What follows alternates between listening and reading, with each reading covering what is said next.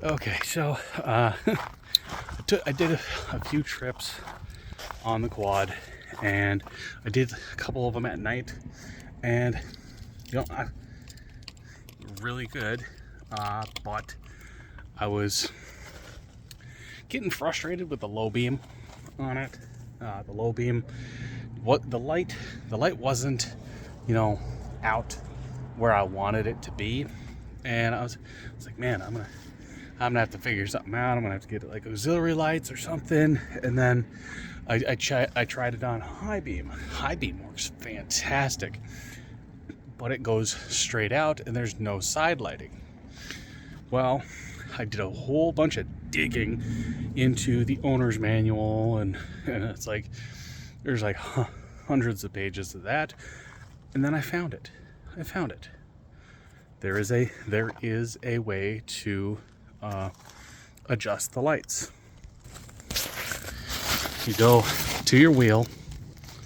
Here, back this out. You go to your wheel. Turn this on.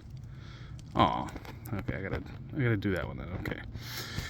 You go to your wheel, and there's your headlight, and that's your adjustment screw.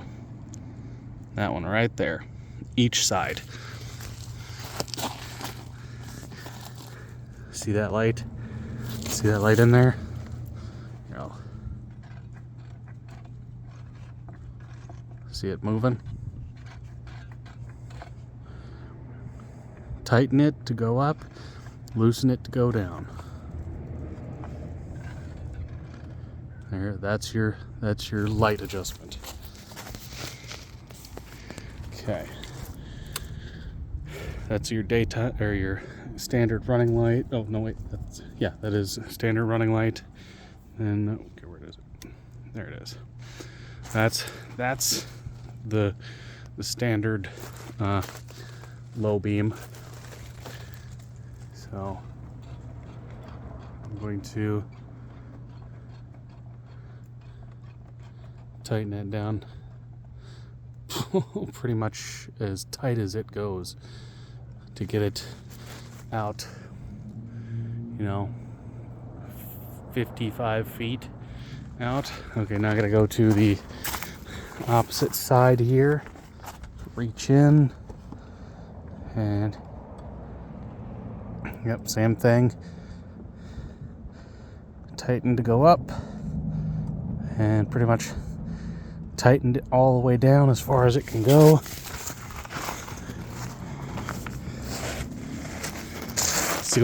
See what high beam looks like, because that's a lot different. I mean, remember, the lights were just hitting there. Now they're all the way out in front where they should be. See what high beam looks like. Oh yeah, high beam is perfect now. Yeah, that's great. I feel much better now. So again, that's your switch there. There's your standard halo lights. Standard halo lights. Low beam is your outside.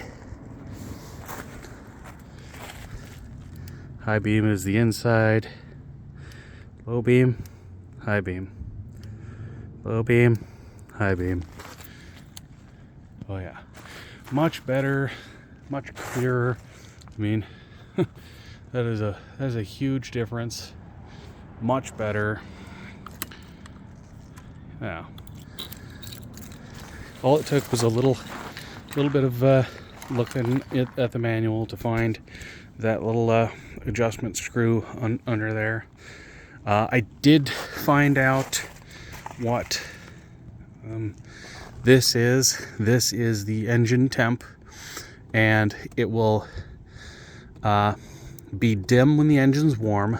It'll get super bright when it's getting hot or too hot, and then when it is already too hot, an alarm buzzer will sound.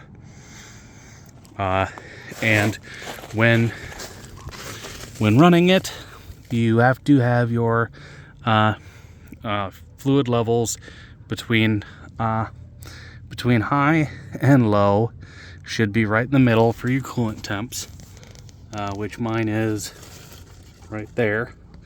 That's upper and that's lower, and mine's right there in the middle. So my coolant temps are good. Everything seems to be going pretty darn good. I did find out what the light squeaking was on this wheel.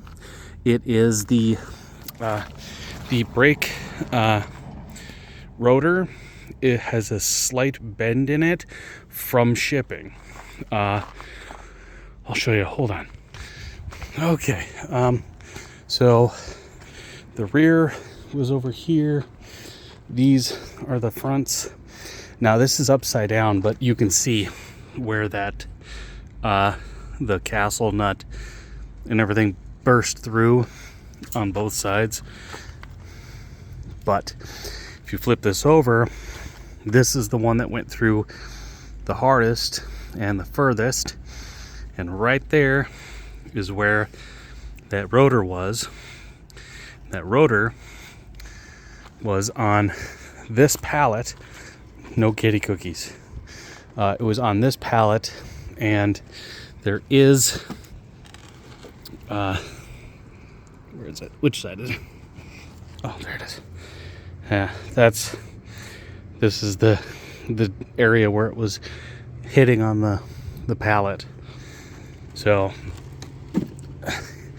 it was on that pallet, hitting on that point right there. So I mean,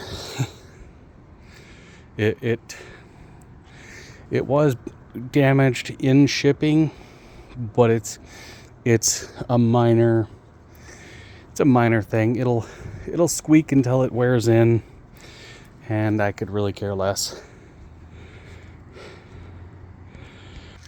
But it is what it is. I've been looking at a few things, and I don't know if I'll ever be able to do it, but one of the things I'd love to do with this quad is take it on at least a portion of the Arizona Peace Trail, because that's a 750 mile trip. I'd love to get at least like 200-300 miles of the Peace Trail on that quad, just to see if it can do it. Also, I checked the fuel capacity. Fuel capacity of the quad is 3.8 gallons. I was thinking 4.8 for some reason, but then I remembered I got a 5-gallon tank, and I only put 4 gallons in it, and I filled that to the brim and then used the leftovers in the power washer there, which that only has a quarter gallon tank on it. It's just a little thing. But yeah, so that makes sense. And we're talking roughly 70 miles per tank, and that came out to be like 20 miles per gallon. And 20 miles per gallon is pretty darn good. I'd, on the safe side, estimate like 15 miles per gallon on it. Just, to from here to there.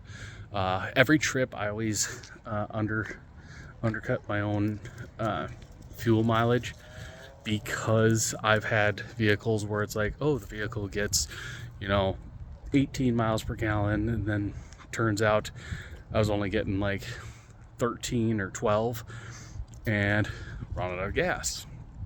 But if you calculate for lower miles per gallon, then you're filling up kind of more often, but you're paying for less gas, and you're always keeping enough gas in the engine for emergencies.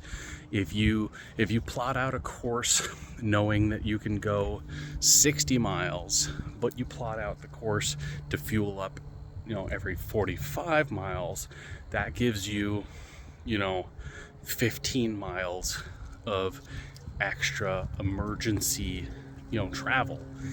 And it also gives you an emergency ration if somebody else were to, need some fuel, just in case.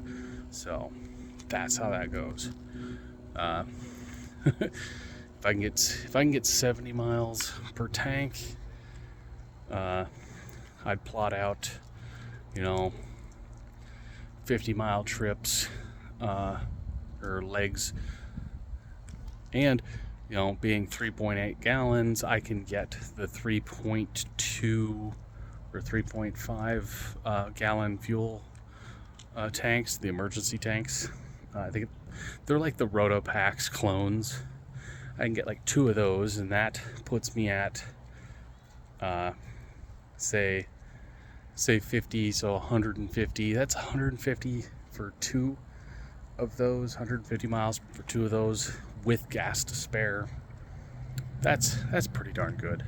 I mean, wouldn't push my luck, but 150 miles on 3 fill-ups. Then of course I'd always have to have like 1 gallon spare, or at least one of those aluminum or steel things. They look like water bottles, but they're metal and they're made for fuel. They're emergency fuels. I'd have one of those inside one of the carry packs or the cargo carriers